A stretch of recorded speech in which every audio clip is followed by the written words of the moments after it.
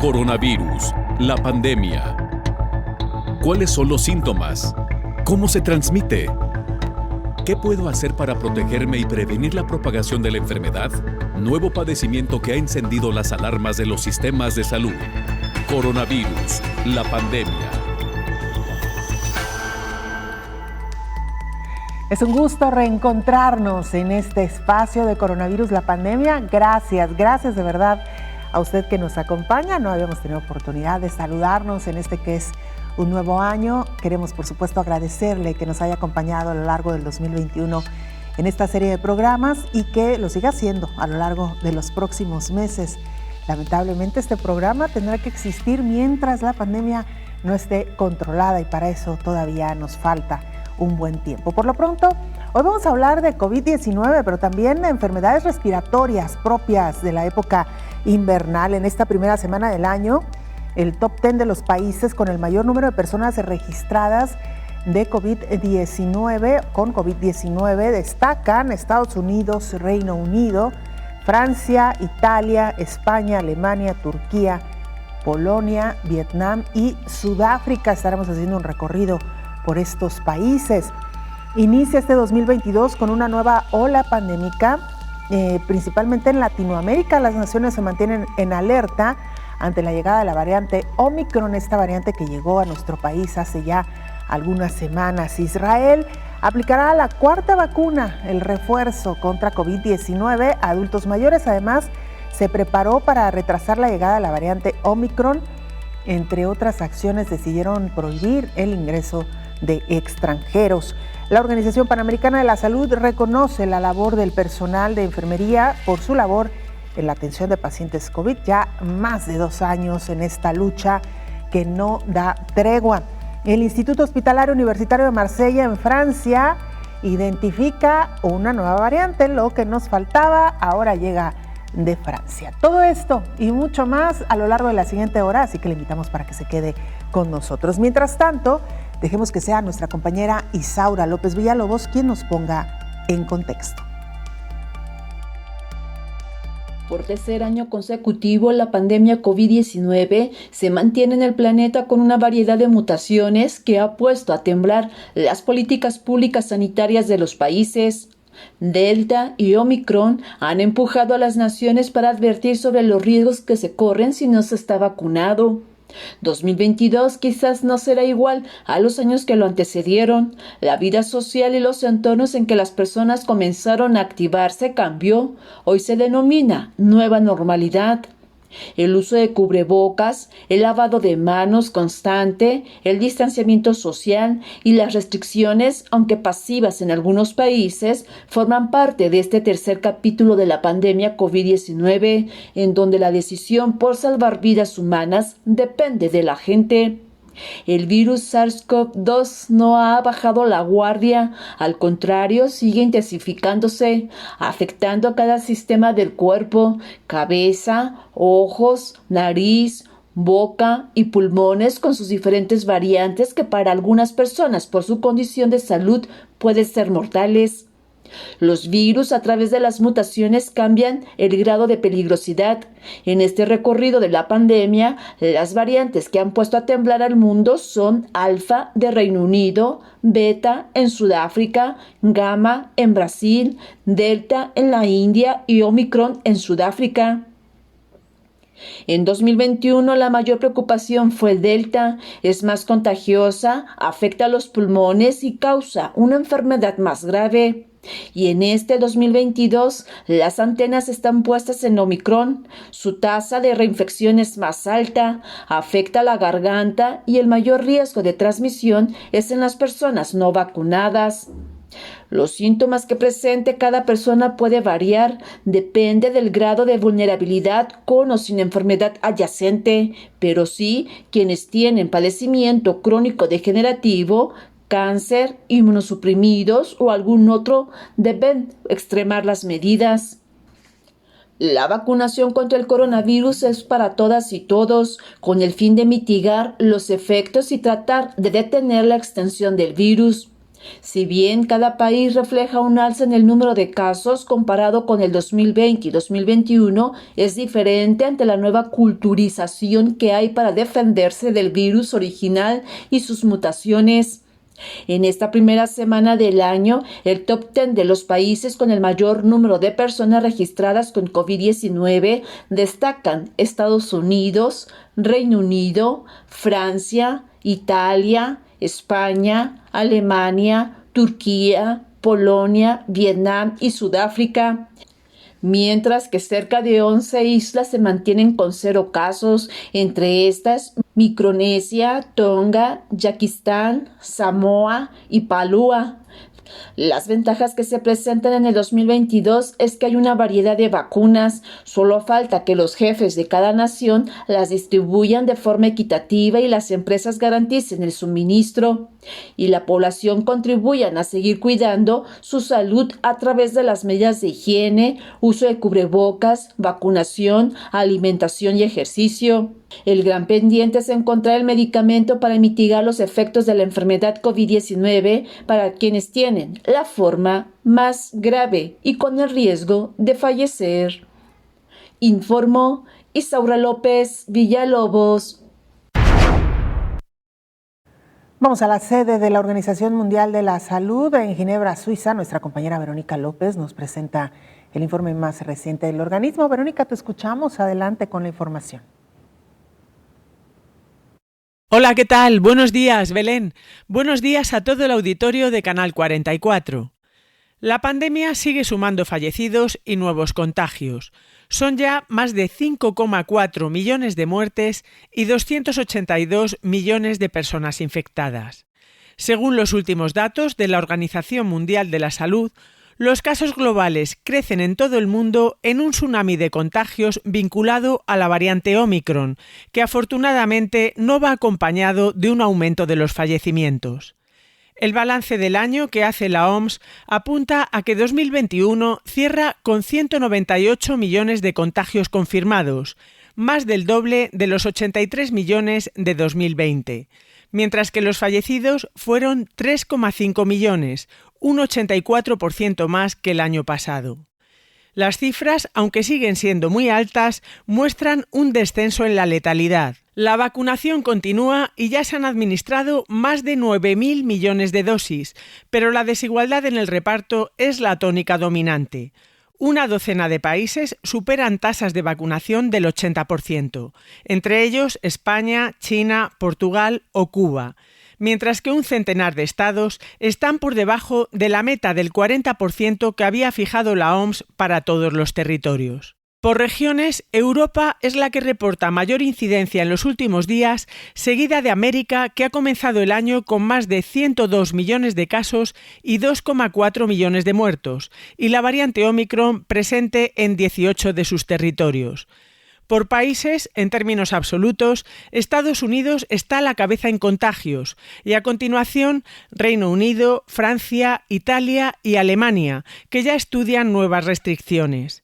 El gobierno británico las aplicará en Inglaterra ante el incremento de las hospitalizaciones y las bajas entre el personal sanitario. Omicron también arrasa en Australia, que se enfrenta además a un problema de abastecimiento en los supermercados por la gran cantidad de infecciones de camioneros y trabajadores. Reportó desde Europa Verónica López para el programa Coronavirus, la pandemia. Como ya nos lo adelantaba nuestra compañera Verónica López, Reino Unido, Estados Unidos y España inician este 2022 con un alto índice de contagios. Apenas el 1 de diciembre se notificó el primer caso de Omicron en Estados Unidos. Un mes después, la variante representa el 95% de todos los casos secuenciados. La Unión Americana también registró un hito en toda la pandemia al reportar por primera vez 1.082.000 casos el 3 de enero. El presidente Joe Biden dijo que tienen a la mano todas las vacunas que se necesitan para que todos los estadounidenses estén completamente vacunados incluida la dosis de refuerzo. Además, dijo que no hay razón alguna para pensar que la variante es peor para los niños que las anteriores. Ellos están seguros en la escuela, por eso debería permanecer abierta. En tanto, España desde Navidad tiene problemas con el aumento del triple en casos. Ya va en su sexta ola de infecciones. La incidencia es más alta que otros países de Europa. También rebasa a Reino Unido. Mientras tanto, la vacuna de la farmacéutica catalana Ipra podría estar disponible el segundo trimestre de este 2022. Por otro lado, Reino Unido reportó 218,000 casos nuevos. Es una cifra actualizada que incluye casos de la temporada navideña. Al igual que Estados Unidos está rompiendo su propio récord en los casos nuevos por día en toda la pandemia, informó Elizabeth Ortiz. Mientras tanto, Israel reabrirá para turistas vacunados de países sin altas tasas de contagio. Hay que recordar que este país impuso medidas muy severas, prohibiendo incluso la entrada de extranjeros.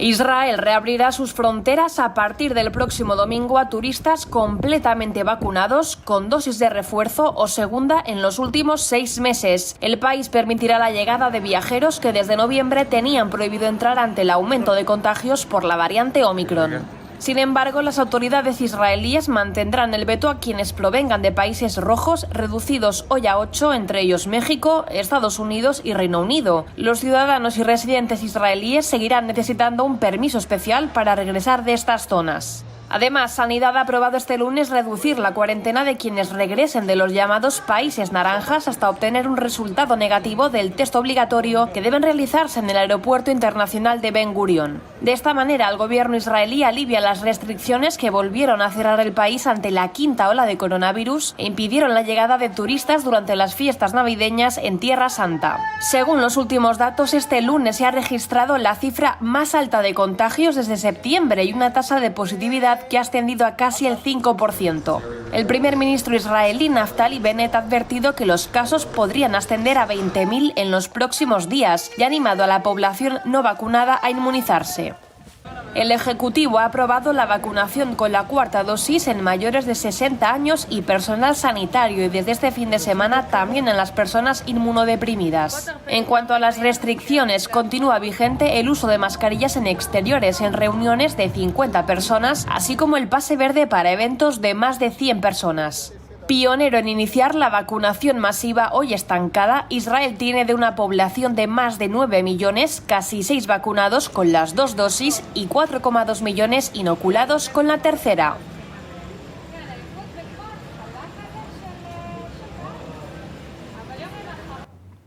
Hacemos una pausa breve, regresamos con más información.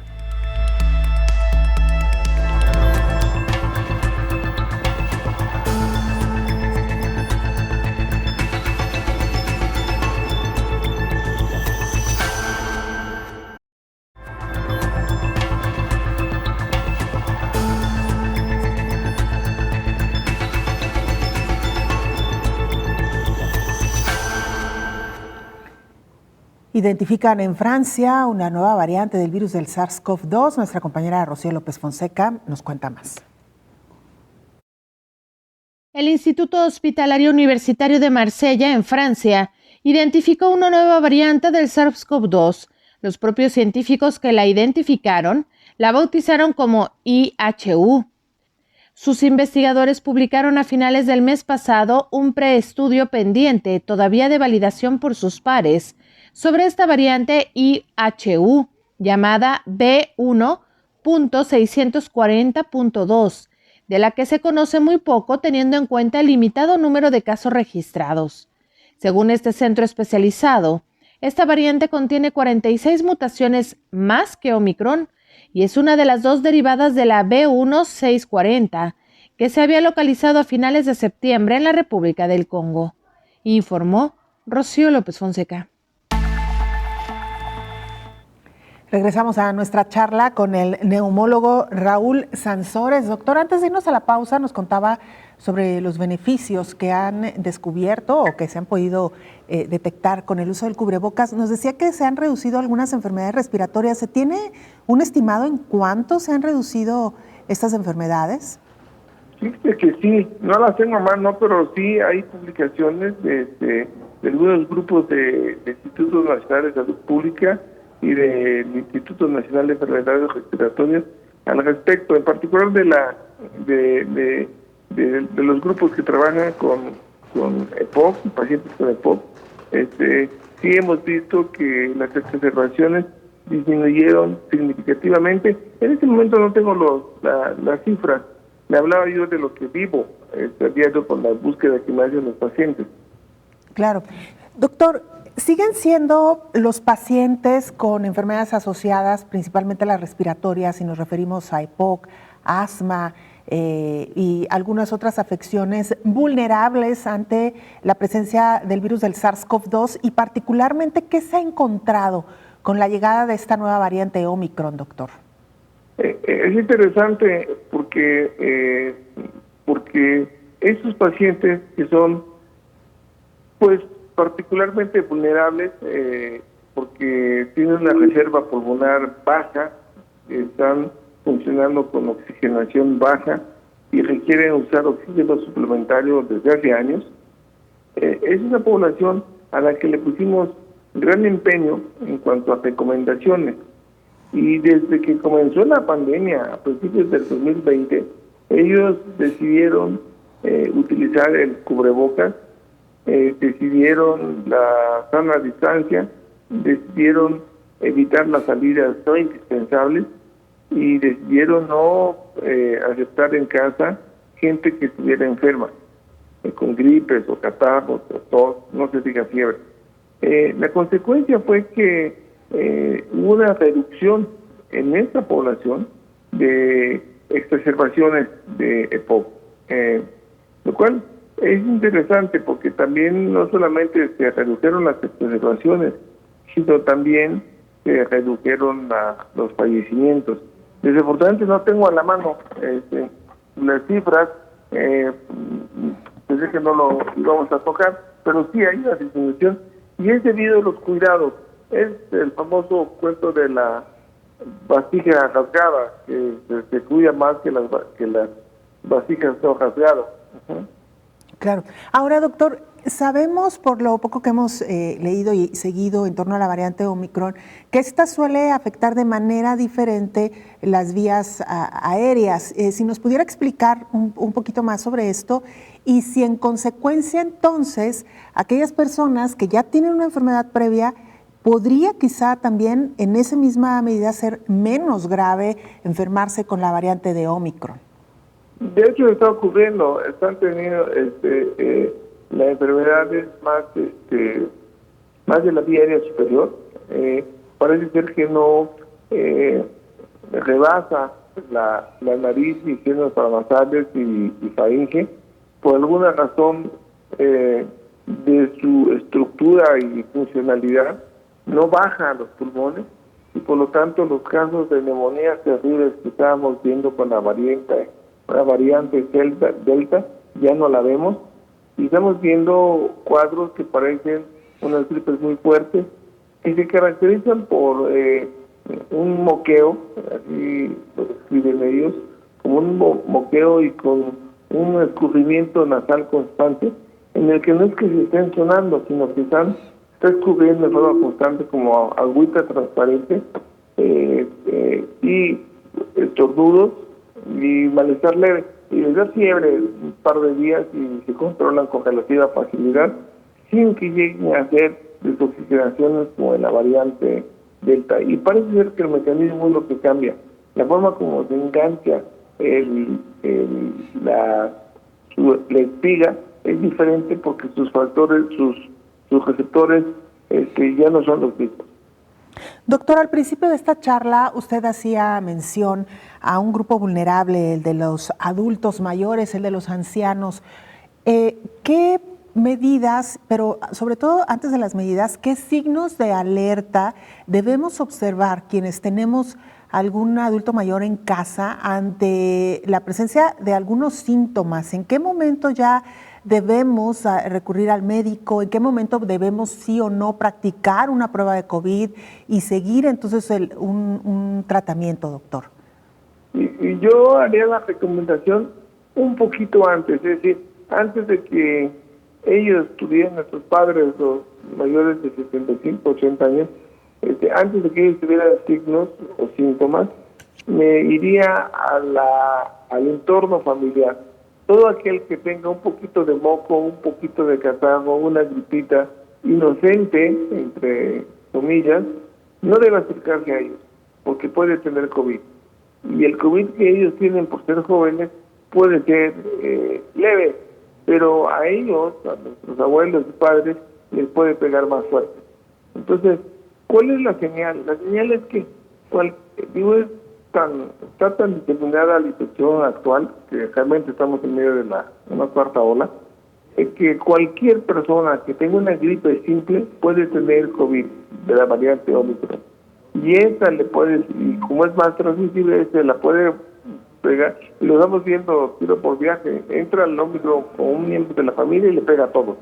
Uno se salva de 6 o de 5, pero le está pegando a todos.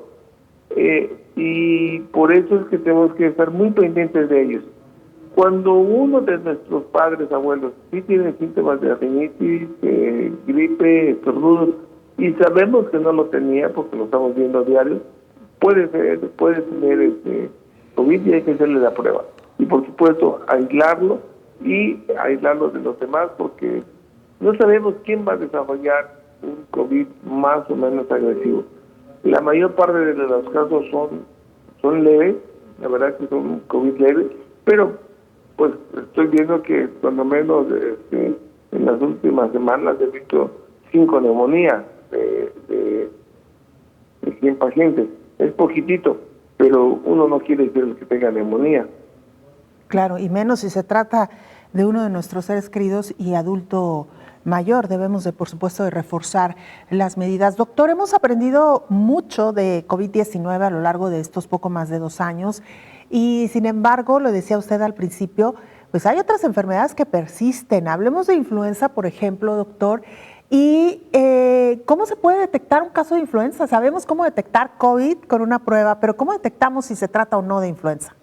Bueno, afortunadamente ocurrió también, gracias a COVID-19, que la cultura de la vacuna incrementó en nuestro país y en nuestros pacientes. Una gran cantidad de pacientes empezó a buscar la vacuna de influenza este año y la encontró. Y por lo tanto estamos encontrando a mucha gente ya vacunada de COVID y también de influenza. Y los síntomas son parecidos en el sentido de que se pueden influenza no ha cambiado gran cosa, pero da un gran dolor de cabeza, un dolor de cabeza insoportable, tos, una gripe terrible y diarrea, parecida a la que da COVID. No todos hacen neumonía, pero pueden hacerlo. Entonces, digamos que como estamos en la cuarta ola de Omicron, la presencia de fiebre y estos síntomas gripales fuertes con una prueba negativa, razonablemente nos hace pensar en la posibilidad de influenza y por lo tanto a ese paciente hay que hacerle la prueba de influenza. Si sale negativa, entonces hay que recurrir a la sospecha persistente de COVID a través de una PCR. Doctor, ¿hay ya pruebas que puedan en una sola toma o muestra poder detectar diversos virus? Sí. Existe una cosa que se llama panel de anticuerpos virales que mide no solamente influenza y COVID-19, sino otras variantes de coronavirus, rinovirus, sincitial respiratorio y algunas bacterias atípicas. Sí, así se pide. Panel viral y de bacterias atípicas. Y con una sola muestra hace un PCR en tiempo real y nos da un diagnóstico exacto, infectológico de cómo está el paciente. Doctor, antes de que se nos agote el tiempo, una pregunta que nos han hecho con mucha insistencia en los últimos días. ¿Ha variado el protocolo para el aislamiento de los pacientes con COVID-19? Nos preguntan porque algunos les han recomendado solamente 5 días, otros 10 días. Muy pocos son los que llegan ya a los 14 días aislado. ¿Qué nos puede decir al respecto, doctor? Caray, esa es una pregunta como diría mi tía, con jiribilla. Mire, si es verdad sí es verdad, las recomendaciones que salieron del CDC y que es del Centro de Enfermedades Infecciosas en Atlanta, es que sea de 5 días para los enfermos y 10 días para los que están contagiados. Me parece a mí que la razón es doble. La primera es que ciertamente Omicron es más leve, es más light, y está produciendo una enfermedad manejable en casa. Y la segunda es laboral. Desde el punto de vista económico, las economías mundiales de los países no quieren, eso es una cosa personal, yo no puedo decir que se hayan reunido todos los presidentes del mundo para ponerse de acuerdo con eso, pero no quieren repetir la experiencia del 2021 con el quiebre de empresas, microempresas y despidos y gente que no fue a trabajar y una economía empobrecida por la falta de trabajo. No quieren eso. Entonces, para que eso no ocurra, están reduciendo el número de días en el que el paciente tiene que estar aislado a 5 días. No obstante, la realidad es que 5 días no es suficiente. El paciente todavía no se siente muy bien. Muchos están perfectos, sobre todo los jóvenes. No, ya me siento bien, ya quieren salir a hacer ejercicio. Pero su prueba todavía está negativa. Mi recomendación personal es que esperen 10 días, que su prueba esté negativa y pueden actuar ya con relativa normalidad e incorporarse a su trabajo. Pero esto es medio diferente porque lo que se dice de las autoridades de forma oficial es que a los 5 días máximo, 7, 10 días ya estén trabajando normalmente. Doctor, ¿en qué periodo de tiempo debería una prueba de antígeno, y me refiero de antígeno, dar negativo a un paciente que tuvo COVID? El paciente que está infectado a los 10 días ya es negativo para la prueba de antígeno, pero suele salir positivo todavía en la PCR. En PCR todavía más tiempo, antígeno en teoría al 10º día ya debería dar negativo. Sí, y eso es una asunción de que ya no está en fase de contagiosidad. Si sale positivo aún después del 10º día, ¿sigue estando en estado, o sea, puede seguir contagiando al paciente? En teoría, sí, con la de antígeno. En cambio de la PCR, aunque salga positivo, dicen que ya no contagia. Bueno, francamente yo no quiero darle un beso a alguien que tiene PCR positivo, pero es teórico. Claro. Doctor, nos llega una pregunta de parte de nuestra audiencia, un caso muy específico. Una persona nos comenta que su mamá, persona de la tercera edad, no se aplicó vacuna de refuerzo por recomendación de su médico. Ella está un poco preocupada porque dice que en los casos de personas con comorbilidades, hipertensión, diabetes, SIDA, cáncer, han sido vacunados, incluso colocada la vacuna de refuerzo. No sé si quizá necesitaría usted más datos, pero de entrada, ¿hay alguna contraindicación para no aplicar vacunas de refuerzo? Cero. Ninguna. Hay que aplicarse la de refuerzo, las que tengan. El problema no es disponibilidad ahorita, hay que vacunarse. No sé por qué le habrán dicho, pero la única razón que podría ocurrir es que sea particularmente alérgica o sea reacciones de hipersensibilidad a la vacuna. Pues ya le pusieron 2, entonces que le pongan la tercera. Sin lugar a dudas, si está escuchando, que se la pongan. Ahora, también importante, doctor, quizá está presentando algún cuadro gripal o tiene algunos síntomas y en ese sentido también mejor esperar, más no descartarla, doctor. Eso sí. Si la persona está enferma, si tiene alguna otra cosa, se recomienda esperar a que esté mejor. No pasa realmente gran cosa si estando enferma te vacunas. Lo único que va a ocurrir es que la reacción secundaria pues va a ser más golpeadora, ¿sí? Porque la vacuna no te infecta, sino nada más crea anticuerpos, y los anticuerpos son los que generan las reacciones secundarias de fiebre, dolor, malestar general, como te sientes como si estuvieras infectado, pero sin que lo estés. Claro, entonces, si a eso le sumas el malestar que traes de una afección previa, cualquiera que sea, incluso una infección urinaria, entonces totalmente te vas a sentir mal. Entonces, por eso se recomienda que estés libre de enfermedades y te pongas la vacuna. Doctor, muy brevemente, por último, una última pregunta que nos llega, nos llegaron muchas, pero tuvimos que seleccionar aquellas que se repetían. Nos preguntan si una persona que no fue vacunada, tuvo COVID-19, su reacción inmunológica, ¿qué tan fuerte o tan importante es? Y si depende o no de la gravedad que tuvo la enfermedad, doctor. Bueno, sí, una persona que no está vacunada, al igual que otra que esté vacunada, desencadena una respuesta inmune formando anticuerpos contra el virus. Parece ser que mientras más violenta sea la respuesta, es decir, la respuesta es la respuesta inmunológica, mayor es la sintomatología, porque la sintomatología de la infección depende de una cascada inflamatoria que a su vez es provocada por la respuesta inmune que genera el mismo paciente. Entonces, parece ser que mientras más violenta es la enfermedad, sobre todo lo que vimos en la cepa delta, tenían más anticuerpos teóricos, claro, teóricamente hablando. Pero claro, ocurrieron otras cosas como los coágulos, la vasculitis y las demás cosas que generaban la inflamación. Entonces, ya no era tan directamente proporcional el daño que observábamos a la magnitud de la defensa generada por el paciente. Claro. Entonces, ya se mezclaba. Entonces, el paciente al terminar la fase aguda de una infección por COVID, se quedaba con defensas.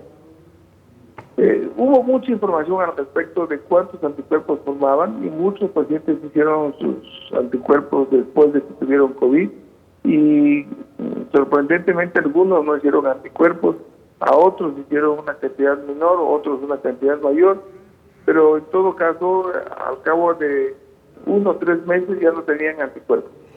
Bueno, por de ahí la importancia de la vacunación, aun cuando se haya tenido la enfermedad. Doctor, muchísimas gracias por su tiempo, por su paciencia y por sus explicaciones. Gracias y muy buen día y feliz año. ¡Feliz año! Es el doctor Raúl Sansores, neumólogo, integrante del Sistema Nacional de Investigadores con una amplia experiencia en enfermedades respiratorias y, por supuesto, en COVID. Vamos a la pausa, volvemos.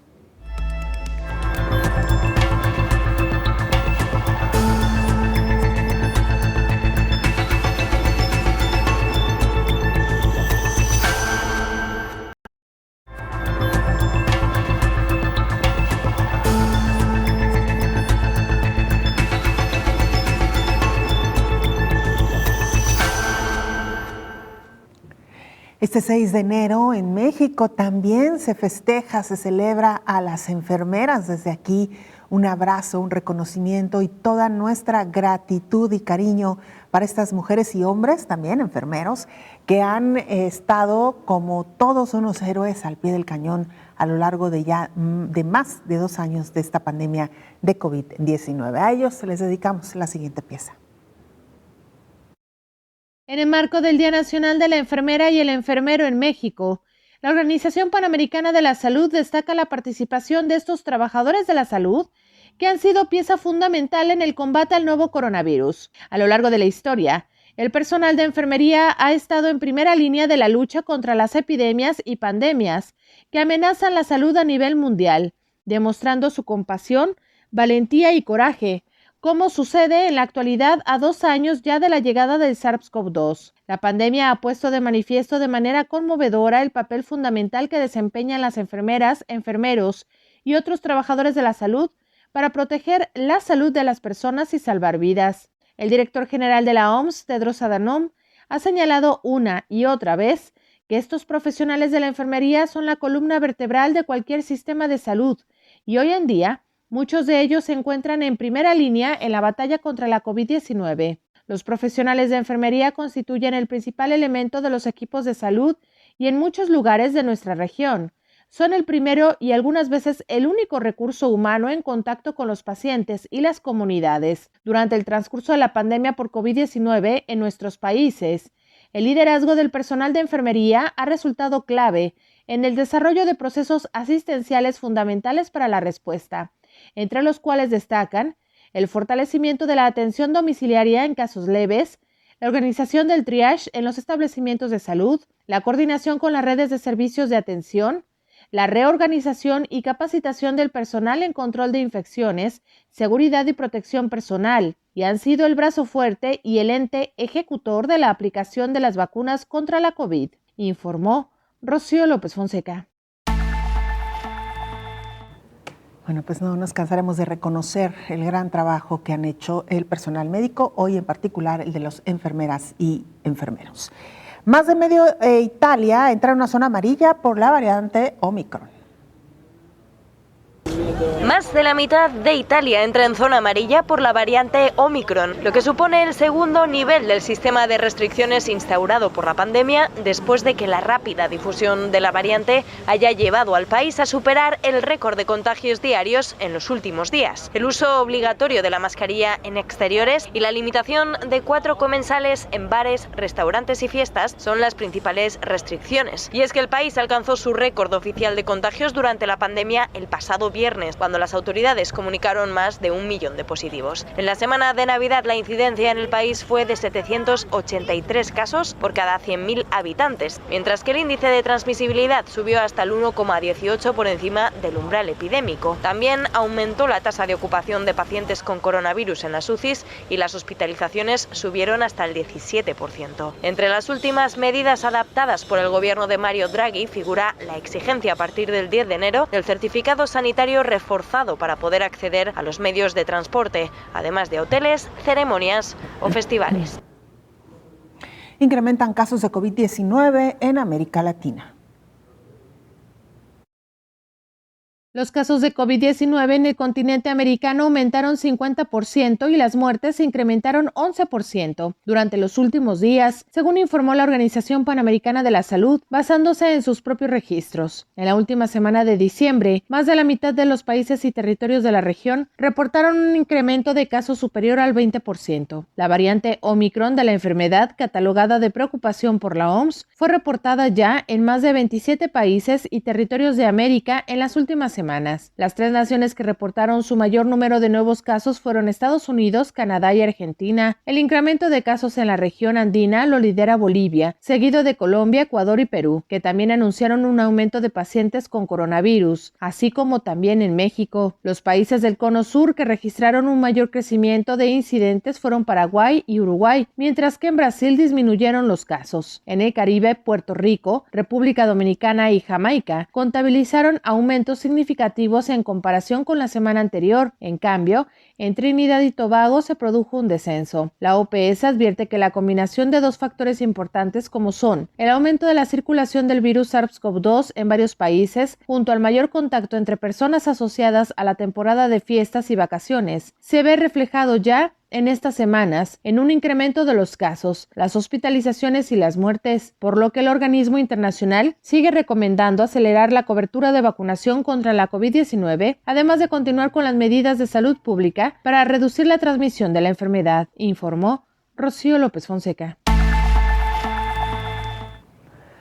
Vamos a nuestro reporte con Cristina Sánchez, corresponsal de la agencia EFE en México. Cristina, te escuchamos. Hola, ¿qué tal? Buen día, Belén. Buen día a todo el auditorio de Canal 44. El incremento constante en los últimos días de casos de COVID-19 indica que México está en la 4ª ola de la epidemia.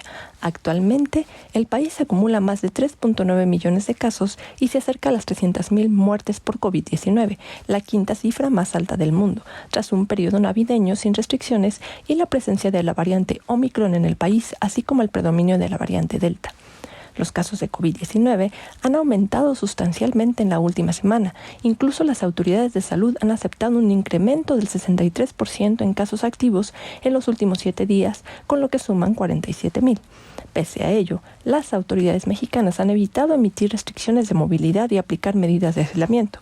Incluso aquellas entidades como Baja California Sur, Quintana Roo y Ciudad de México han presentado un aumento sustancial de casos y ningún estado tomó nuevas medidas al margen de los consejos habituales para prevenir la propagación de la COVID-19 en lugares turísticos.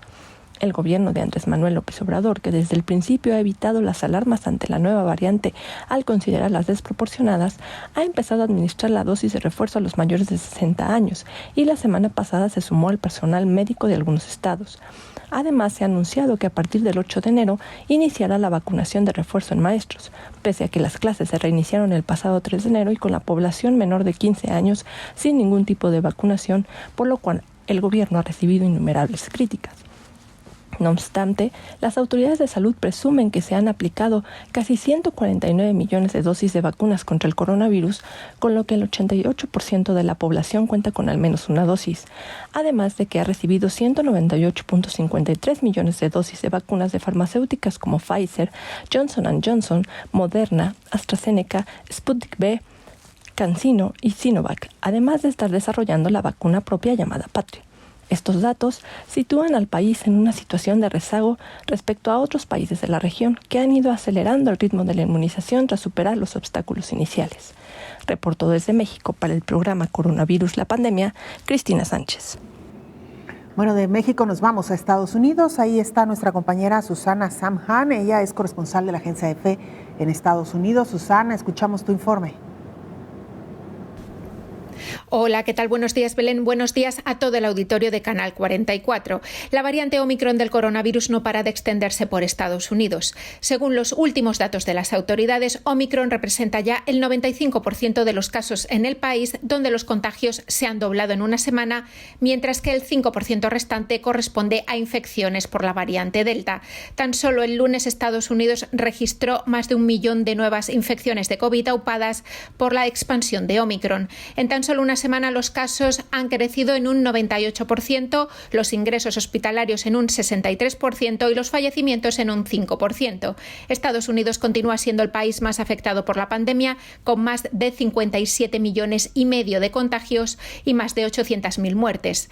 Pese al repunte actual, los Centros de Control y Prevención de Enfermedades siguen defendiendo la decisión de reducir a 5 días la cuarentena para los asintomáticos y dejan en manos de los contagiados la decisión de hacerse un test una vez pasado el aislamiento. Además, el gobierno del presidente Joe Biden quiere seguir adelante con la vuelta presencial a los colegios y ha hecho hincapié en que los niños deben volver a la escuela, pese a la resistencia en algunas zonas como en Chicago, donde los profesores no quieren regresar. Reportó desde Washington Susana Samhan para el programa Coronavirus, la Pandemia. De esta manera llegamos al final de este programa especial. Gracias por habernos acompañado. Lo invitamos para que nos vea y nos sintonice en la siguiente emisión el próximo jueves.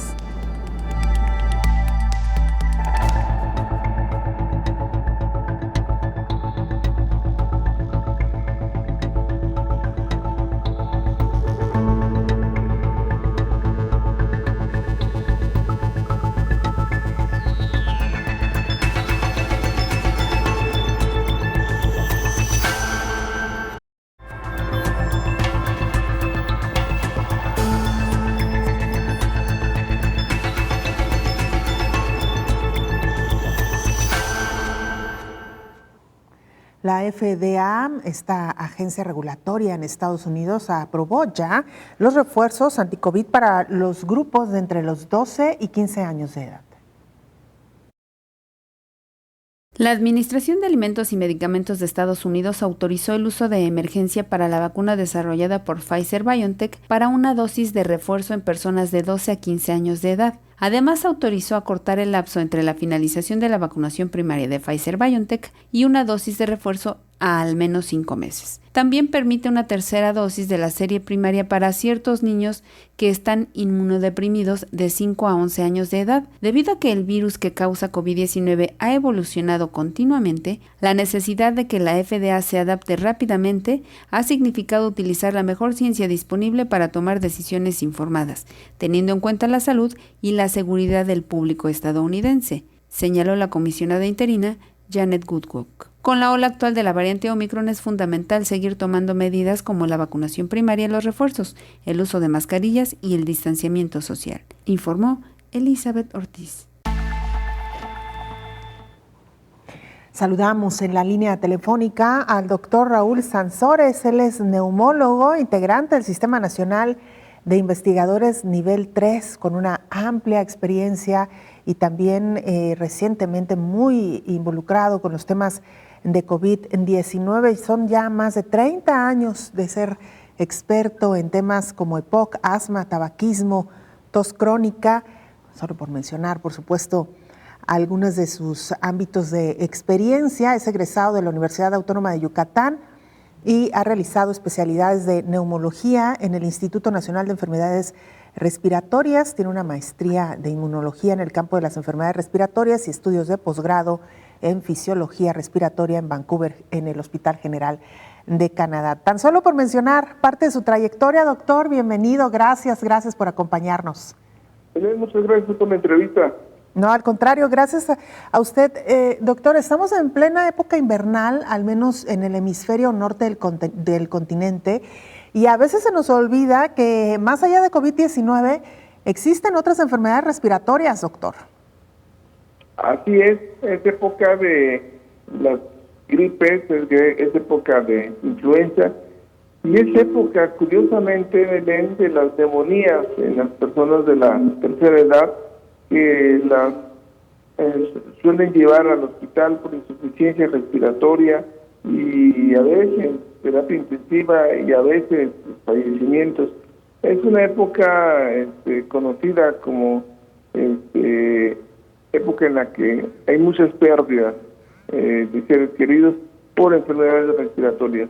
Sí. Pero curiosamente a lo que tradicionalmente estamos acostumbrados en los que somos especialistas en enfermedades respiratorias, este año y el año pasado, a partir de que COVID hizo presencia y el cubrebocas se implementó por disposición social, más que oficial, decidimos los ciudadanos mexicanos ponernos el cubrebocas, disminuyeron algunas cosas. Te voy a decir, por ejemplo, era muy común ver en esta época invernal las alergias a los pólenes que derivan de los abetos, de los pinos o de otros, que es época estacional de ellos. Y ya no los vemos, así como tampoco vemos esas gripes o las crisis de asma o los casos de EPOC que tienen una exacerbación infecciosa y terminan en neumonía o una simple bronquitis, pero que requieren hospital. Y la razón probablemente, Belén, es que el cubrebocas no solamente está ayudando para prevenir COVID, sino también a los otros virus, a las otras bacterias y la inhalación de pólenes. Es mi hipótesis personal, porque digamos que soy como un monitor de lo que ocurre por el número de pacientes que me buscan para diferentes enfermedades. Claro. Doctor, ¿cree entonces usted que el cubrebocas llegó para quedarse?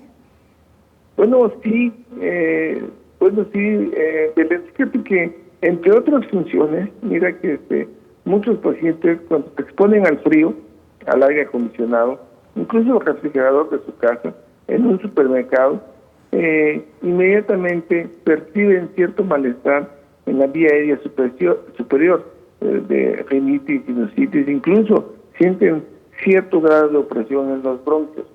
Eso es porque a la vía aérea en general no le gusta respirar el aire frío. Nuestros bronquios necesitan que el aire llegue tibio y húmedo, y esa es la función de la nariz y centros paranasales. Con esta función es rebasada porque el ambiente es más frío de lo normal, entonces nuestros bronquios reciben el aire frío y se quejan con tos, opresión, sensación de falta de aire.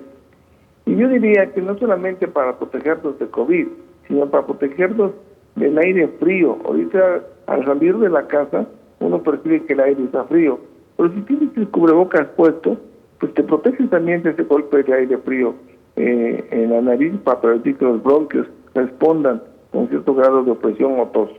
Sí, el cubrebocas, déjame decirte que no solamente por la evolución que COVID-19 está adquiriendo, sino por estos otros beneficios que le vamos descubriendo poco a poco al cubrebocas, sí es posible que haya llegado para quedarse.